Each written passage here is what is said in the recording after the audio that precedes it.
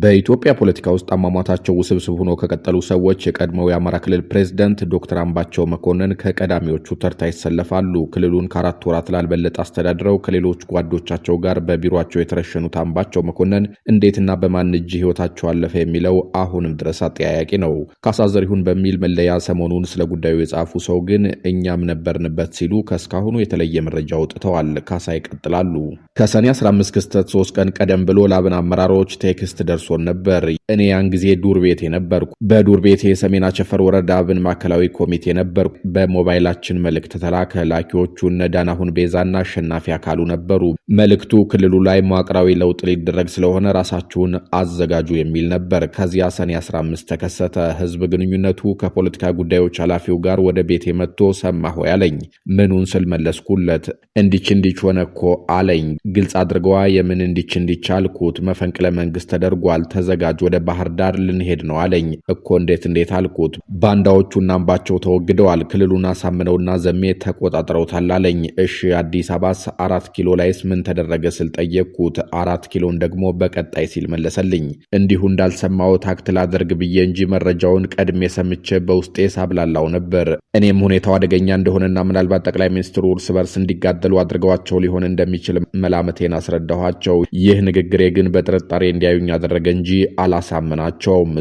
ዞሮ በዘመነ ካሴና በክርስቲያን ታደለ ትእዛዝ ሰጭነት በባስ ተጭነን ወደ ባህር ዳር ሄድን። ስንሄድ ምንም ነገር የለም። ከተማዋ ጭር ብላለች። ዳታ ተዘግቷል። በሞባይላችን መስመር ቁጥር የአብን የተረጋጉ ቴክስት ይደርሰናል። ያውና አሸናፊ አካሉ አገኙን። ተመካክረን ተለያየን። እኔ ባህር ዳር አደርኩ። በበነጋው ጀነራሉ መገደሉን ሰማሁ። በግሌ ነገሮችን አጣራሁ። የናምባቸው ገዳይ እዚያው ያለው የብአዴን ግሩፕ መሆኑን አረጋገጥኩ። የሚሽኑ አስፈጻሚም ዘመነ ካሴና ግብረ አበሮቹ ነበሩ።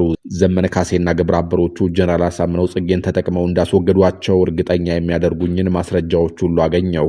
ስራው ገብቶት አፈንግጦ ወደ አባይ ማዶ ተሻግሮ ነበር። አስቻለው ደሴ ጋር እየተወያየ እያለ አሯሩጠው የደፉት እነሱ ናቸው።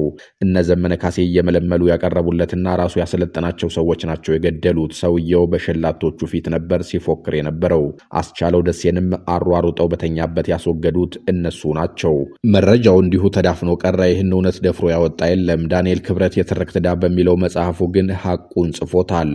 ካሳሁን ዘሪሁን ዳንኤል ክብረት ሐቁን ጽፎታል ያሉትም ከእርሳቸው ሐሳብ ጋር በመጠኑ ይመሳሰላል። የጠቅላይ ሚኒስትሩ የማህበራዊ ጉዳዮች አማካሪ ዳንኤል ክብረት የትርክት ዳና በረከት ባሉት መጽሐፋቸው ላይ ስለ ሰኔ 15ቱ የባህር ዳር ክስተት የሚከተለውን አስፍረዋል። ከአማራ ክልል ልዩ ኃይል በተጨማሪ በአማራ ክልል የሰላም ተቋምም ተመስርቶ ነበር። ይህ የስለላ ተቋም ከለንደን መጥቶ አቫንቲ ሆቴል በሚኖር ሰው የሚሰለጥኑ ቁጥራቸው 108 ያህል ሰዎች ነበሩት። ስልጠናው የሚሰጠው ባህር ዳር ቀበሌ 16 ብሉ ናይል ኮሌጅ በነበረበት ህንፃ ነበር። ስልጠናውን በንግግር የከፈቱት በፌዴራል ከፍተኛ ስልጣን ላይ የሚገኙ የክልሉ ሰው ናቸው። በጀቱንና ሎጂስቲክሱን ያዘጋጀው አሳምነው ጽጌ ነበር። በዚህ የስለላ ተቋም የሰለጠኑ ሰዎች በአዲስ አበባ፣ በኦሮሚያ፣ በቤንሻንጉል፣ በትግራይና በሱዳን እንዲሰማሩ ታቅዶ ነበር። የስልጠናው ይዘት የስለላ ስራ፣ የሽምቅ ውጊያ፣ ኢኮኖሚ አሻጥር አካሄድ፣ ኮንትሮባንድን ማስፋፋት፣ አመፅን የማስፋፋት ዘዴዎች ወዘተ የሚሉ ነበሩ። ሰልጣኞቹም እንደ ልዩ ኃይሉ ሁሉ አማራ ተከቧል፣ አማራን የሚያጠፋ ጠላት አለው፣ ግዛቱን ማስከበር አለበት የሚሉ መቀስቀሻዎች ይነገሯቸው ነበር። ይህ አሰልጣኝ ከባህር ዳር የተባረረው አቶ ተመስገን ጥሩነህ የክልሉ ፕሬዝዳንት ሆኖ ሲሄድ ነው። ይህ አካሄድ ትክክል እንዳልሆነ ከክልሉ ስልጣንና አቅም ያለፈ መሆኑን የሚገልጡ የክልሉ አመራሮችም ነበሩ።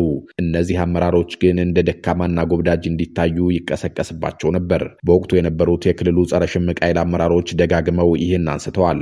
በፌዴራል ደረጃ የነበሩት ከጸጥታ ጉዳዮች ጋር የሚሰሩ አካላት ደጋግመው መክረዋል። በጊዜው ግን ሰሚ አልተገኘም።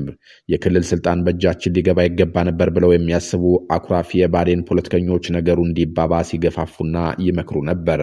ይህ የጸጥታ መዋቅር አመራሮችና የብአዴን አኩራፊ አመራሮች ቅንጅት ሞጋችና የመርህ ሰዎች የሆኑ የብአዴን አመራሮችን አንድ በአንድ ከክልሉ ማባረር ጀመረ። ወደ ተለያዩ አካባቢዎች ጦር እያዘመተ አሳዛኝ ኦፕሬሽኖች እንዲካሄዱ አደረገ። በሚያካሄዳቸው ዲስኩሮች ክልሉና ህዝቡ ጠባጫሪና ጦርነት ናፋቂ መስለው እንዲታዩ አደረገ። የክልሉ የጸረ ሽምቅ ኃይል የፖሊስ አመራሮችና አባላት ይህ የጦረኝነት አካሄድ አላማራቸውም። በዚህም የተነሳ ከነ ጀነራል አሳምነው ጋር በሐሳብ ተለያዩ። አልፎ አልፎም ግጭቶች ተጀመሩ። የክልሉ ወሳኝ አመራርም የጸረ ሽምቅ ኃይሉና የፖሊስ አመራሮች የሚያነሷቸውን ቅሬታዎች ከቁብ አልቆጠራቸውም። ከጸረ ሽምቅና ከፖሊስ አመራሮች በተጨማሪ ያዊ፣ የዋግምራ፣ የኦሮሞ ብሔረሰብ፣ የሰሜንና የደቡብ ጎንደር፣ የምስራቅ ጎጃምና የወሎ አካባቢ የብአዴን አመራሮችም በልዩ ኃይሉ አካሄድ ላይ ያላቸውን ስጋት በተደጋጋሚ አቅርበው ነበር። የተለያዩ ሰነዶች እንደሚያሳዩት በወቅቱ በተደረገ ምርመራ የተሳተፉ የህግ ባለሙያዎች እንደሚገልጡት በጊዜው የነበሩ የጸጥታ መዋቅር ውስጥ ያገለገሉ ሰዎች እንደሚናገሩት የተወሰኑ የአማራ ክልል አመራሮች ያሳመነውን አካሄድ ሲደግፉት፣ የተወሰኑት ተቃውመዋል። መጀመሪያ ሁለቱን ወገኖች ለማግባባት ዶክተር አምባቸው ማዕከላዊውን መንገድ መርጦ ነበር። ቁልፉ የቤተ መንግስት ሰው ዳንኤል ክብረት ብርሃኔ በትርክት ዕዳና በረከት የተባለ መጽሐፋቸው ላይ ስለ ሰኔ 15 ቀን 2011 የአማራ ክልል ባለስልጣናት ህልፈት በተረኩበት አንቀጽ ውስጥ አሁን በስር ላይ ያሉትን የአብኑን የቀድሞ አመራርና የህዝብ ተወካዮች ምክር ቤት አባሉን ክርስቲያን ታደለ ጸጋይን አንስተዋቸዋል።